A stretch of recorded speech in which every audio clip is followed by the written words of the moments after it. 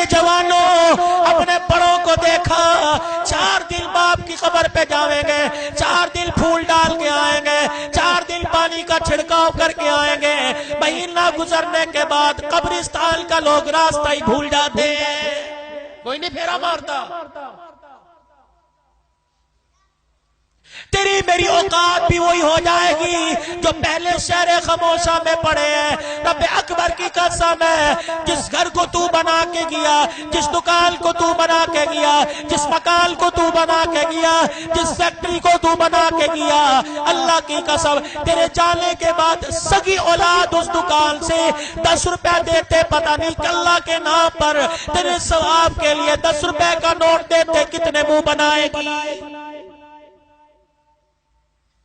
دوسری آپ حضرات سے ایک بات اور عرض کر دوں، اللہ اکبر، اپنے بچوں کو وصیت کر کے جاؤ۔ مجھے مفتی محمد شفیع صاحب رحمت اللہ علیہ یاد آ گئے، شیخ الاسلام کبھی کبھی فرمایا کرتے ہیں، فرمایا ایک دن مفتی شفیع صاحب رحمت اللہ علیہ نے مجھے کمرے میں بند کر کے کنڈا لگا لیا اور میرے ساتھ چمٹ کر مجھے اپنے گلے سے لگا کر ساروں قطار رونا شروع کر دیا۔ میں نے کہا ابو جان بتاؤ کیوں رو رہے ہو؟ کہ بیٹے میرے سے ایک وعدہ کر، جب میں مر گیا تو مرنے کے بعد روزانہ میری قبر پر ملاقات کے لیے آئے گا۔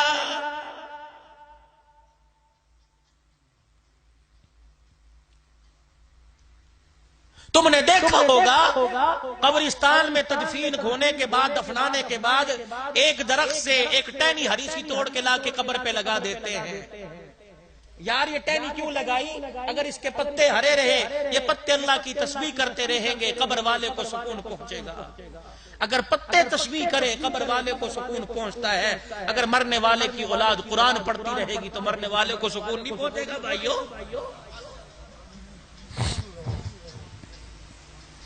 فرمایا لوگوں جس دل باپ میرے سے چمٹ کے مجھے اپنے سے چمٹا کے رویا، میں نے بات پلے باندھ لی۔ حضرت شیخ الحدیث شیخ التفسیر مفتی محمد شفیع صاحب کے انتقال کے بعد فرمایا جب میں شہر میں ہوتا ہوں، ناشتہ بعد میں ہوتا ہے، پہلے باپ کی قبر پہ جا کے حاضری دے کے آتا ہوں۔ وصیت کر جاؤ اپنے بچوں کو، آج اللہ نے موقع دیا، ان چھوٹی چھوٹی کلیوں پر رحم کر جاؤ، ان چھوٹے چھوٹے ننھے مہکتے پھولوں پر رحم کر جاؤ۔ اللہ پاک نے آج موقع دیا، اپنے بچوں کو کچھ بول قرآن کے پڑھا دو، کچھ آیتیں قرآن کی پڑھا دو، کچھ سورتیں قرآن کی بچوں کو یاد کرا دو، اور وصیت کر دو اہل خانہ سے جب میرا جنازہ اٹھے میرے چھوٹے سے بچے کو، میری ننھی سی معصوم بچی کو باپ کے جنازے کے ساتھ قبرستان لے آنا۔ جب مجھے قبر میں اتار دو، قبر پہ مٹی ڈالنے کے بعد میرے ننھی سی بچے کو میری قبر کے سرانے کھڑا کر دینا اور کہنا اپنے ابا کو، اللہ جل شانہ کو اپنے باپ کی قبر کے پاس کھڑی ہو کر اللہ کو اللہ کا کلام سنا دے، صرف اتنا پڑھ کے سنا دے، الحمدللہ رب العالمین الرحمن الرحیم۔ جب بیٹا چھوٹا سا، جب ننھی معصوم سی کلی، جب پوتا دوتا دادے دانے کی قبر پر، ابا کی قبر پر، اماں کی قبر کے پاس کھڑی ہو کر الرحمن الرحیم کہے گی، اللہ سوال کرنے والے فرشتوں سے کہے گا واپس آ جاؤ، یا اللہ بڑا گناہگار ہے، بڑے گناہ لے کے آیا۔ اللہ فرمائے گے میں جانتا ہوں تم قبر کا حال دیکھ رہے ہو، میں قبر کے اوپر کا حال دیکھ رہا ہوں۔ اس کا چھوٹا سا بچہ ابے کی قبر کے پاس کھڑا ہو کے مجھے رحمان اور رحیم کہہ رہا ہے، میں بیٹے کی زبان سے رحمان رحیم کا جملہ سن کر اس کے باپ کو قبر میں عذاب دوں، میں اللہ کی غیرت گوارا نہیں کرتی ہے۔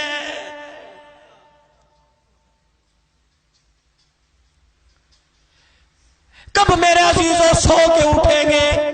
کب میرے عزیزوں شعور آئے گا؟ کب میرے عزیزوں آپ کی میری اندر کی آنکھ کھلے گی؟ کب میں اپنے پہ رحم کروں گا؟ کب میں اپنے بچوں پہ رحم کروں گا؟ کب میں اپنے گھر پہ رحم کروں گا؟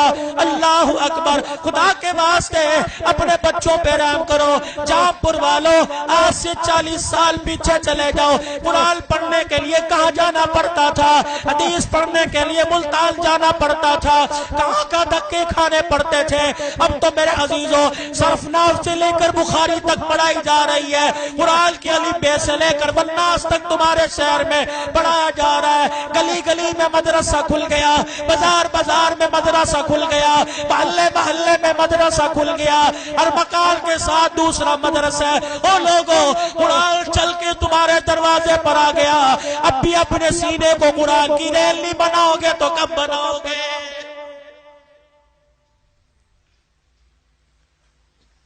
اور ان ساری باتوں کے ساتھ ساتھ جو بات میں نے اول سے شروع کی, یہ موضوع پھر کبھی لے کے آؤں گا, جو بات میں نے شروع کی تھی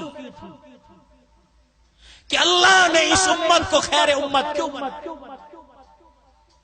یہ امت کسی کو دکان سے متاثر کر کے کلمہ پڑھا سکتے ہو؟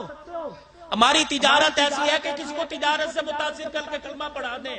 لباس کردار ایسا ہے, آنکھ کا دیکھنا ایسا ہے. ہماری نماز مسجد کے اندر, روزہ اپنے اندر, حج بیت اللہ میں, زکات سال میں 1 مرتبہ. تو پھر میں ایسی کیا چیز جو لوگوں کو دکھا کے کلمہ پڑھاؤں, جس سے متاثر کرو کہ آ جاؤ مغرب کی دنیا کے لوگوں, امریکہ والوں, انڈیا والوں, کلمہ پڑھ لو. نماز مسجد میں, حج بیت اللہ میں, روزہ اندر, زکات سال میں 1 مرتبہ. تو ایسی کیا چیز ہے کہ جس چیز سے میں دنیا کے دلوں کو موقع محمد کو کلمہ پڑھا دوں صلی اللہ علیہ وسلم؟ وہ چیز کیا ہے؟ عبادات کے بعد اخلاق ہے انسان کے بعد. حضرت معاذ رضی اللہ تعالیٰ عنہ کو پاس بلایا, فرمایا معاذ میں تجھے پورے دین کا خلاصہ نہ بتلا دوں؟ میں تجھے نماز کا, روزے کا, حج کا, زکات کا خلاصہ نہ بتلا دوں؟ حضرت معاذ رضی اللہ تعالیٰ عنہ نے عرض کیا کون سا خلاصہ؟ معاذ کون معاذ؟ اللہ اکبر. کسی کے ہاتھ میں قیامت کے دن نوجوانوں کے ایمان کا جھنڈا ہوگا, بلال کے ہاتھ میں مؤذنوں کا جھنڈا ہوگا, کسی کے ہاتھ میں شہیدوں کے سرداری کا جھنڈا ہوگا.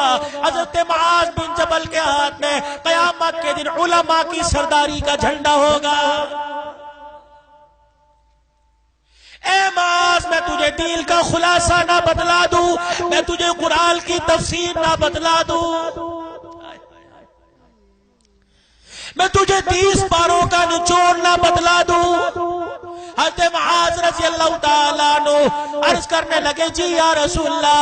رحمت والے نبی نے اپنے ہونٹوں کو کھولا, اپنی زبان مبارک باہر نکالی اور دونوں انگلیوں سے اپنی زبان پکڑی. فرمایا یا معاذ کف ھذا,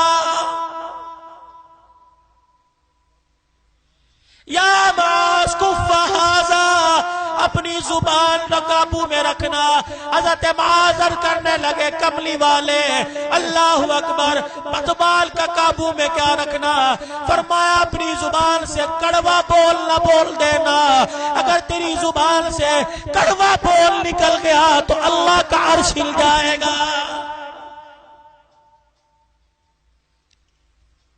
علماء اکرام نے فرمایا ایک آدمی کسی کی بدتمیزی سہ کر, کسی کی گالی سن کر, کسی کا کڑوا بول سن کر مسکرا دیتا ہے, ساری رات تہجد پڑھنے والے سے زیادہ اللہ ثواب عطا فرماتا ہے.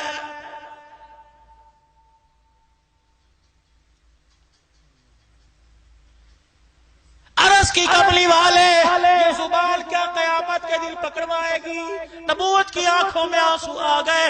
فرمایا معاذ, اگر زبان کا بول اچھا ہوا, قسم ہے اس رب کی جس کے قبضے میں میری جان ہے, اگر زبان کا بول اچھا ہوا, قیامت کے دن اللہ تجھے شہیدوں سے آگے کھڑا کر دے گا. اے ماں, زبان کا بول اچھا ہوا, اللہ اکبر, بڑے بڑے عبادت گزار, بڑے بڑے تہجد گزار پیچھے رہ جائیں گے. میٹھا بولنے والا آگے کھڑا ہو جائے گا. آخری بات, 21 سال جنہوں نے دشمنی نبھائی, 21 سال نبی کے دشمن رہے, اور دشمنوں میں بڑا دشمن ابو جہل بدر میں جہنم میں گیا, بیٹا بچ گیا. فتح مکہ تک کوئی جنگ ایسی نہیں جو اسلام کے مخالف نہ لڑی ہو. ہر میدان میں مکہ فتح ہوا. رحمت والے نبی بیت اللہ شریف میں داخل ہو رہے ہیں، آنکھیں مبارک بند، پگڑی کی کور سواری کے کجاوے کو لگ رہی ہے، جھکے۔ بلال رضی اللہ تعالیٰ عنہ نے دیکھا، یا رسول اللہ آنکھیں کھول کے دیکھو، حرم کا نظارہ نظر آ رہا ہے، حجر اسود، ملتزم، مقام ابراہیم، سب کچھ نظر آ رہا ہے۔ نبوت کی آنکھیں برس رہی ہیں، آنکھیں بند کر لی۔ فرمایا بلال آنکھیں نہ کھلوا، میری آنکھیں بند رہنے دے، آنکھیں کھولوں گا سمیہ کے ٹکڑے کرنے والا نظر آئے گا، بلال کو درے مارنے والا نظر آئے گا، میرے چچے کے ٹکڑے کرنے والا نظر آئے گا، یاسر عمار کو شہید کرنے والا نظر آئے گا، زنیرہ کی آنکھیں نکالنے والا، لبینہ کا چمڑا ادھیڑنے والا نظر آئے گا۔ وہ بلال میری آنکھیں بند رہنے دے تاکہ ساری دنیا والوں کو پتہ لگ جائے محمد بدلے لینے نہیں آیا بلکہ محمد معاف کرنے آیا ہے۔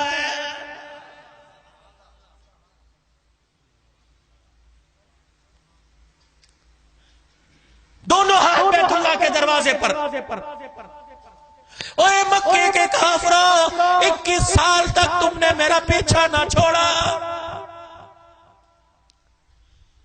کیا کیا ظلم جو تم نے میرے پہ نہ کیے،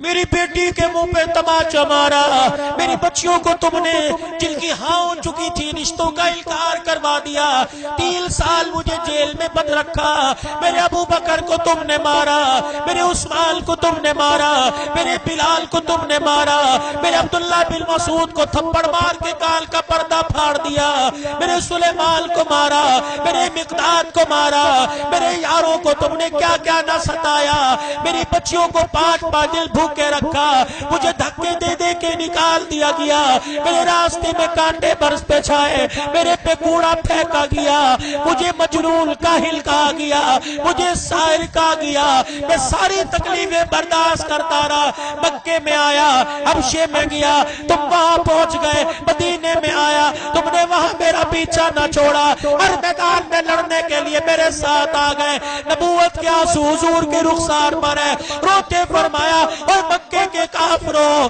بتاؤ میں آج تمہارے سے کیا سلوک کروں گا، سب نے ہاتھ اٹھا کر کہا کہ آپ کریم باپ کے کریم بیٹے ہیں، آج آپ ہمارے ساتھ وہی کریں گے جو یوسف علیہ السلام نے اپنے بھائیوں کے ساتھ کیا تھا۔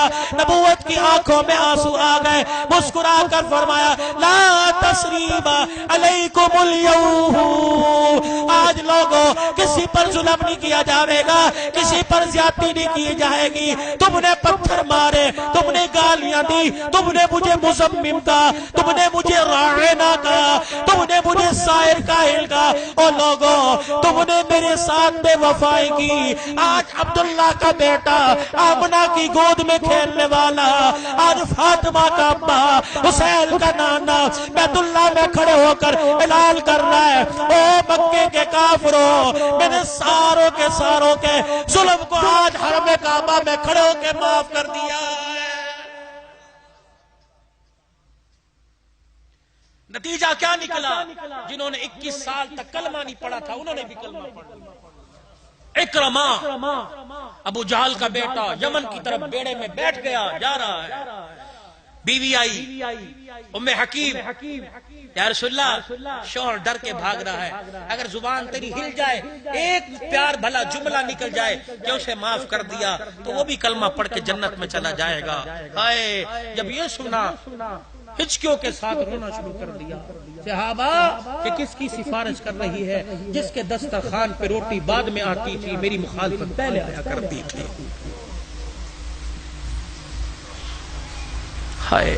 اپنے آنسوں کو صاف کیا، ام حکیم جا تیرے شوہر کو بھی ہم نے امن دے دیا۔ انہوں نے کہا جی میری عورت ذات ہے، میری بات کہاں ماننے گا، کوئی ثبوت کے طور پہ کوئی چیز دے دو۔ بھائی صاحب انہوں نے سر کی، حضور نے کملی مبارک دی، کہا جا جب وہ یقین نہ کرے میری چادر دکھا، میری چادر دکھا۔ ام حکیم رضی اللہ تعالیٰ عنہ دریا نہر سمندر کے کنارے کھڑی ہو کے اکرمہ امن لے کے آئی ہوں، امن میں بیڑے میں بیٹھ کے امن میرے لیے کہا تیرے لیے، اللہ اکبر چھلانگ لگائی، کودتا ہوا آیا، نبوت والی چادر اور نبوت کی خوشبو کے پھولوں کو سونگھ کر رونا شروع کر دیا کہ یہ چادر اسی کی لگتی ہے جس کے راستے میں ہم نے کانٹے بچھائے تھے.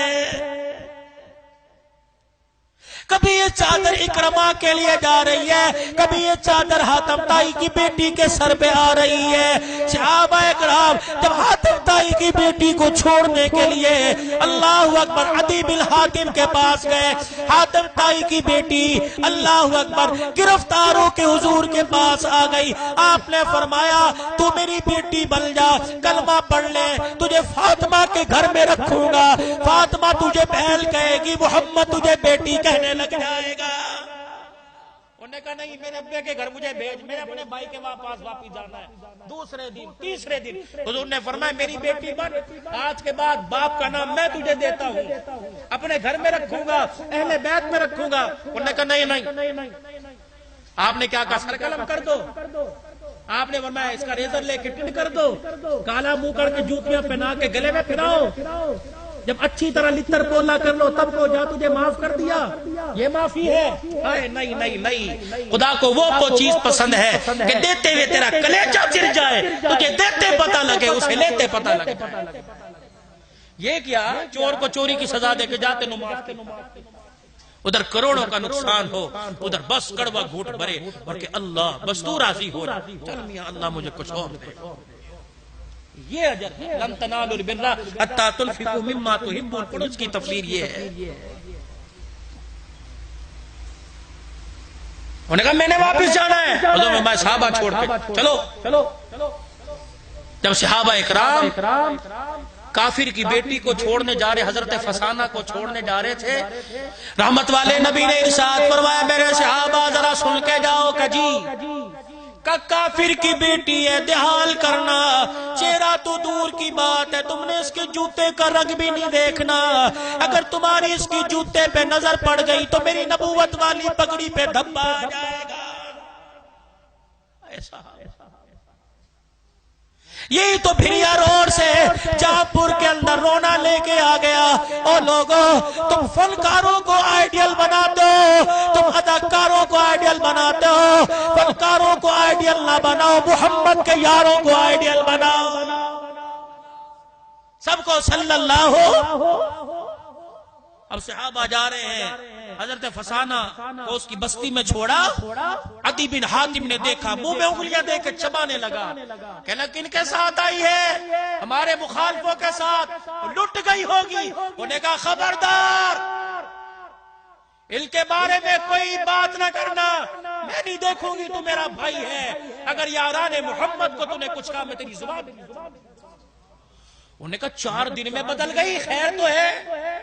انہیں کہا بھائی اللہ اکبر, معافی مانگ لے, ان کے گلے کرتا ہے. اللہ اکبر, اللہ اکبر, ان کے گلے کرتا ہے. کسی سفر پر تو کہتا تو میرے ساتھ چل, میں تیرے ساتھ جاؤں گا. میرے بھائی مجھے تیری ساتھ بھی اتنا یقین نہیں جتنا محمد کے یاروں پر یقین ہے. کس کو دیکھ کے آئی ہے, بیکی باتیں کر رہی ہے. انہوں نے کہا محمد الرسول اللہ. انہوں نے کہا کون ہے وہ, اللہ ہوگا. پاس کھڑا تھا کہ ذرا بال سونگ کے دیکھیو. بال سونگے عدی بن حاتم نے, کہنے لگا یہ کیسی خوشبو ہے جو تیرے بالوں میں بس گئی. روتے ہوئے نبوت والی چادر پہ ہاتھ ڈالا, کہ اس چادر کو پہچان, ننگے سر اس کے دربار میں گئی تھی. تو کہہ رہا عزت لٹ گئی, میں ننگے سر دربار میں گئی تھی. اس نے دیکھ کے نگاہیں جھکا لی اور اپنے بلال کو, ایک بلال تھا کالے رنگ کا, اس کو کہا بلال نے میری چادر لے کے اس کے سر پہ جا کے دیا, ننگا سر ہے. اس کے بلال نے کہا تھا کافر ہے. حضور نے فرمایا بیٹی بیٹی ہوا کرتی ہے اور بیٹی ساجی ہوا کرتی ہے. یہ اس کی چادر میرے سر پہ آئی تو میرے بالوں میں سے بھی خوشبو آ رہی ہے. انہوں نے کہا اچھا کون ہے وہ, کہنے لگی بتاؤں کون ہے. کاش میرا باپ عدی بن حاتم زندہ ہوتا, ایک طرف میں اسے کھڑا کرتی, دوسری طرف میں اسے ابو آمنہ کے لال کو کھڑا کرتی. کبھی باپ کے چہرے کو دیکھتی, کبھی فاطمہ کے باپ کا چہرہ دیکھتی. پیدا کرنے والے کی قسم ہے مجھے باپ کے چہرے میں اتنی غیرت نظر نہ آئی جتنی غیرت مجھے آمنہ کے لال کی آنکھوں میں نظر آئی ہے. دشمن تعریف کر رہا ہے ہمارا نبی, سب سے اولا والا ہمارا نبی، دشمن تعریف کرنا۔ عدی بن حاتم کہنے لگا یہ تو کوسی نبی کی ہے، یہ کس لیے دی؟ یہ ضمانت کے طور پہ، جس طرف آپ کو لانا چاہ رہا ہوں کہ یہ ضمانت کے طور پہ دیا جا، کلمہ پڑھ لے، تجھے کوئی ہاتھ نہیں لگائے گا۔ ادھر مکے میں خبر آئی اکرمہ کلمہ پڑھنے آ رہا ہے، صحابہ نے کہا یا رسول اللہ بچ کے نہیں جائے گا۔ آپ نے فرمایا کام زوروں پر ہے۔ مقداد ادھر آؤ، سلیمان ادھر آؤ، بلال ادھر آؤ، ابو ذر ادھر آؤ۔ ٹھنڈا یار، خبردار اکرمہ آ رہا ہے، اسلام کا سب سے بڑا دشمن اور سب سے بڑے دشمن کا بیٹا آ رہا ہے۔ بلال اس کی آنکھ میں آنکھ ڈالنا نہ، آنکھ میں آنکھ ڈال کر نہ دیکھنا تاکہ وہ شرمندہ نہ ہو جائے۔ بلال جب مکے میں داخل ہو تو نے گلے لگا کے استقبال کرنا ہے، سلیمان تو نے گلے سے لگانا ہے، تو نے مرحبا کہنا ہے۔ اگلی بات سنو، جب میری مجلس میں آ کے بیٹھے تم اس کے سامنے اس کے باپ ابو جہل کا گلہ نہ کرنا۔ ٹھیک ہے وہ اسلام کا دشمن تھا، ٹھیک ہے بدر میں جہنم میں چلا گیا، لیکن اس کے باپ کے اس کے سامنے اس کے باپ کا گلہ نہ کرنا، کیونکہ مرنے والوں کا گلہ زندوں کے سامنے کرو تو زندوں کو تکلیف بڑی ہوا کرتی ہے۔ حضرت اکرمہ بن ابی جہل کہتے ہیں جب میں حدود حرم میں داخل ہوا مجھے بلال نے گلے سے لگا کر جب مرحبا کہا میرا کلیجہ پھٹ گیا، میری آنکھوں سے آنسو نکلنے لگ گئے۔ میں نے کہا یہ وہی بلال ہے جسے پتھر جس کے جسم پر رکھے گئے، جسے آگ کے انگاروں پہ لٹایا گیا، جسے تپتی ریت پہ لٹا کے اس کی تلیوں پہ درے مارے گئے، یہ وہی بلال سب سے بڑے دشمن کو سینے سے لگا کر پیار دے رہا ہے۔ اکرمہ نے دونوں ہاتھ کھڑے کر دیے، محمد تو بھی سچا، محمد تیرا دین بھی سچا، تیرے یار اتنے اعلیٰ، تیرا اخلاق کتنا اعلیٰ، تیرا اسلام کتنا اعلیٰ ہوگا۔ خود نہ تھے جو راہ پر اوروں کے ہادی بن گئے، کیا نظر تھی جس نے مردوں کو مسیحا کر دیا۔ نماز 40% لوگ ملیں گے، روزے دار 25% لوگ ملیں گے، زکوٰۃ والے 20% لوگ ملیں گے، لیکن میرے عزیزوں اکبر شاہ صاحب بڑی اللہ اکبر بڑے رونے سے کہتا ہوں، اللہ اکبر بڑے دل کے دکھڑے سے کہہ رہا ہوں، ہر عبادت والا مل جائے گا لیکن اخلاق والا لاکھوں میں ایک بھی نظر نہیں آئے گا۔ شور بیوی سے اخلاق سے نہیں بولتا، ماں باپ اولاد ماں باپ سے، دکاندار گاہکوں سے، حاکم محکوم کہیں بھی اخلاق نظر نہیں آتے۔ آج ہمارے پاس اللہ کی ساری نعمتیں ہیں، اخلاق والی نعمت چھن چکی ہے۔ دوستو اخلاق والی نعمت آ جاؤ، پھر بدر کے اندر دیکھو، احد کے اندر دیکھو، اللہ فتح مکہ کے وقت دیکھو، ساری دنیا کو مول لیا، پوری دنیا میں صحابہ اکرام کی قبریں ہیں، اللہ اکبر۔ تلوار کی جہاں ضرورت بڑی تلوار اٹھائی ہے، لیکن اپنے اخلاق سے لوگوں کے دلوں کو مول لیا ہے۔ آج اخلاق کی ضرورت ہے۔ اخلاق تمہیں کہاں ملیں گے؟ قرآن والی زندگی میں۔ آج اخلاق کہاں ملیں گے؟ مدرسے میں ملیں گے، قرآن کی تعلیم میں ملیں گے، حدیث کی تعلیم میں ملیں گے۔ آؤ آپ کو دعوت دیتا ہوں، اپنے علاقوں کے مدرسوں کو آباد کرو، مسجدوں کو آباد کرو، اپنے بچوں کو قرآن پڑھاؤ۔ اگر قبر میں چاہتے ہو کہ ہنستے ہنستے جائیں، موت کے وقت چہرے پہ مسکراہٹ آئے اور فرشتے روتا ہوا دیکھ کر ایسے کام کریں کہ چہرے پہ مسکراہٹ آ جائے، تو اپنے بچوں کو قرآن پڑھاؤ، عالم بناؤ، حافظ بناؤ، دائی بناؤ، دین کا اور مسلمانوں کا خیر خواہ بناؤ، پاکستان کا خیر خواہ بناؤ، اپنے ملک کا خیر خواہ بناؤ۔ کوشش کرو گے سارے بھائی، سارے اپنے آپ کو پیش کرتے ہو۔ اللہ اللہ تمہاری زندگیوں میں برکت دے۔ ایک چھوٹی سی درخواست کروں، قبول کر لو گے؟ دل سے قبول کرو گے؟ پہلے پھر اس وعدے کو دہراؤ۔ ابھی میرے بعد حضرت کا بیان ہوگا، جتنا میرا سفر اس سے 1.5 گنا زیادہ ان کا سفر۔ ایک شخص پہلی مرتبہ آپ کے پاس آیا، الحمدللہ انداز بھی اچھا ہے، گفتار بھی، قرآن سے بہتر کس کی گفتار ہو سکتی ہے؟ آپ حضرات دل جمعی کے ساتھ سنو گے۔ لیکن اس سے پہلے پچھلے سال اس مسجد میں آیا تھا، اس مسجد کی حالت آپ کے سامنے تھی۔ اللہ کی قسم کسی کو کچھ پتہ نہیں کس نے کیا دیا، دے کے سارے بھول گئے۔ چاچا رکشے والے دے کے سارے بھول گئے، اور اللہ کا گھر تعمیر ہو گیا۔ اگر ابھی بھی تھوڑی سی آپ ہمت کر لیں گے، ان مسجد والوں نے مجھے صرف 50,000 روپیہ کہا ہے، مولوی صاحب 50,000 روپیہ کی